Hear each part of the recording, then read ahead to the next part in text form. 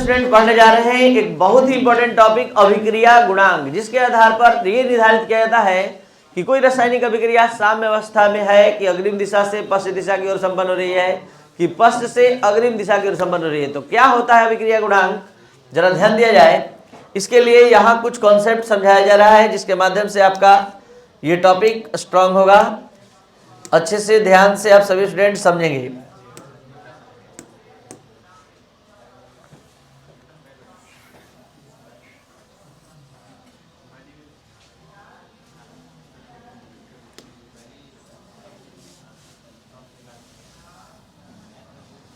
देखिए क्या होता है अभिक्रिया गुणांक, ये जानने के लिए थोड़ा बोर्ड पर ध्यान दिया जाए। ये एक रासायनिक अभिक्रिया है A+B इक्विलिब्रियम साइन C+D। अगर आप सभी स्टूडेंट से पूछें कि साम्य अवस्था में Kc बराबर लिखाई, तो C की सक्रिय मात्रा, D की सक्रिय मात्रा, A की सक्रिय मात्रा और B की सक्रिय मात्रा, यही आप लिखवाएंगे।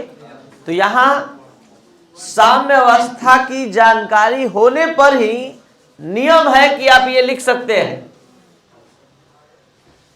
और अगर जानकारी नहीं हो और तब आपको साम्य स्थिरांक जैसा अगर कुछ लिखना हो, जब हमें पता नहीं हो कि अभिक्रिया साम्य अवस्था में है कि अग्रिम दिशा से पश्चिम दिशा की ओर जा रही है या पश्चिम से अग्रिम दिशा की ओर जा रही है, या अभिकारक से प्रतिफल बन रहा है कि प्रतिफल से अभिकारक बन रहा है, कुछ जानकारी नहीं है और हमको इस साम्य स्थिरांक जैसा व्यंजक लिखना है, तो आपको बता दें कि इसके जगह पर ये जो देख रहे हैं इसके जगह पर आप लिख सकते हैं क्या लिख सकते हैं?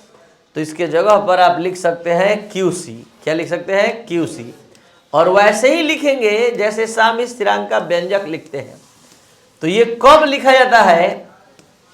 जब हमारे पास कोई जानकारी अवेलेबल नहीं होती है।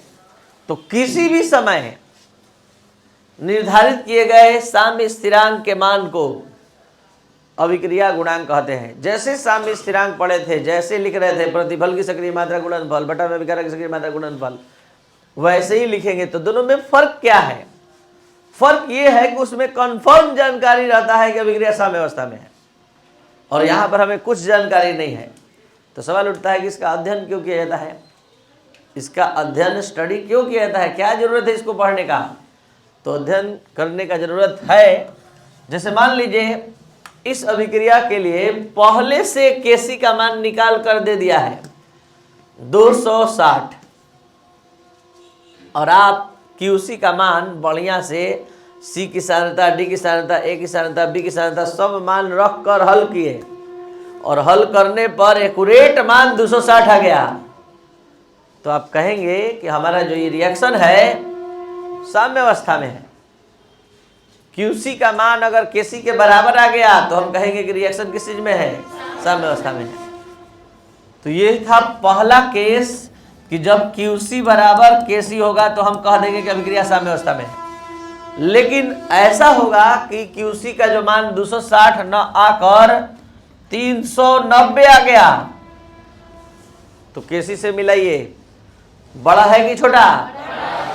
तो जब QC का मान Kc से बड़ा होगा तो पता लगाइए बड़ा QC का मान कब होगा? जब अंश बड़ा होगा कि हर बड़ा होगा? अंश। अब पता लगाइए अंश कौन है, अभिकारक है कि प्रतिफल? तो प्रतिफल की सक्रिय मात्रा जब अधिक होगी, अभिकारक की सक्रिय मात्रा कम होगी, तभी QC का मान अधिक आएगा। किससे? तो आपको ये भी साथ साथ पता लगाना है कि रिएक्शन जा कहाँ रहा है। तो इसको जानने के लिए, समझने के लिए हम एक एग्जाम्पल दे रहे हैं। इतना तय है, इतना समझ में आ गया आप लोग को, इतना समझ में अच्छे से आप लोग को आ गया कि कब QC का मान अधिक आएगा? जब प्रतिफल की सक्रिय मात्रा अधिक होगी। क्या ये बात समझ में आ रहा है? अंश बड़ा होगा कि हर? अंश। और अंश कौन बन गया है? C और D। और C और D क्या है? तो इसको हम एक एग्जाम्पल से समझा रहे हैं जो आपको समझा देगा कि रिएक्शन जा कहाँ रहा है। ये है 2 पानी का टंकी, जो पहले भी समझा चुके हैं इस तरह का एग्जाम्पल लेकर। दो पानी का टंकी है और दोनों के बीच कनेक्शन कर दिया गया पाइप से, और यहाँ एक चाबी फिट कर दिया गया, की लगा दिया गया। ठीक है, ये जो पानी का टंकी है ये अभिकारक से बना है और ये जो बना है प्रतिफल से। इसमें अगर जल का स्तर अधिक होगा, वाटर लेवल अधिक होगा, चाबी खोलेंगे और इसमें कम होगा जल का स्तर, तो अगर चाबी खोलेंगे तो कहाँ से कहाँ पानी जाएगा? अभिकारक से प्रतिफल की ओर। कब अभिकारक से प्रतिफल की ओर जाएगा? जब अभिकारक की सांद्रता अधिक होगी।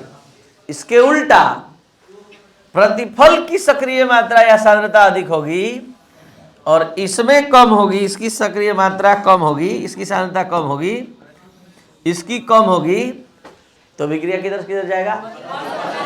प्रतिफल। चाबी खुला रहेगा तो यहाँ से पानी इधर की ओर जाएगा। तो अभी आप लोग बताए हैं अभी तुरंत कि क्यूसी का मान तब केसी से अधिक आएगा जब प्रतिफल की सक्रिय मात्रा यानी अंश का मान बड़ा होगा और हर का मान छोटा होगा। तो बताइए, इसका सांद्रता अधिक और इसका सांद्रता, तो रिएक्शन किधर से किधर जाएगा? प्रतिफल से यानी पश्चिम दिशा से अग्रिम दिशा की ओर। तो जवाब होगा कि जब जब क्यूसी का मान केसी से अधिक होगा अभिक्रिया पश्चिम दिशा से अग्रिम दिशा की ओर जाएगी, मतलब प्रतिफल से। अब इसके उल्टा तीसरा केस, जब क्यूसी का मान कम रहे केसी से, सपोज दैट इसका मान हो गया 190 और ये कितना है? तो इसका मतलब पता लगाइए इसका मान कम क्यों हुआ? क्योंकि हर बड़ा हो गया। हर बड़ा होगा तभी तो क्यूसी का मान कम आएगा। तो हर में कौन है?